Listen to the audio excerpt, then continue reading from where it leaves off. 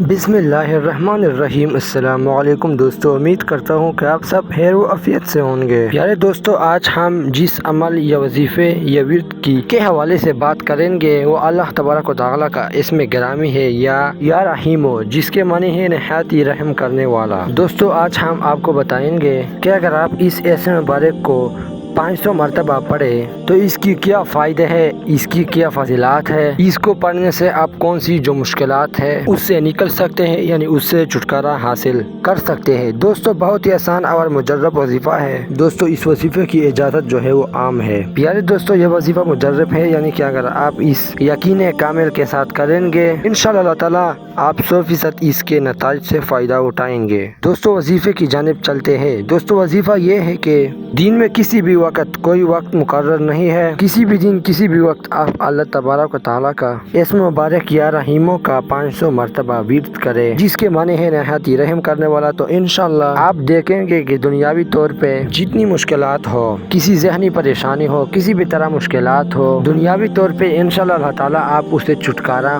حاصل کریں گے۔ کسی کی طرح کوئی مشکل ہو، جتنی بڑی مرضی مشکل ہو، آپ نے صرف دین میں کسی بھی وقت اللہ تبارک و تعالیٰ کا اسم مبارک یا رحیموں کا 500 مرتبہ ورد کرنا ہے۔ تو دوستو، امید کرتا ہوں کہ آپ کو آج کا یہ عمل، آج کا وظیفہ پسند آیا ہوگا۔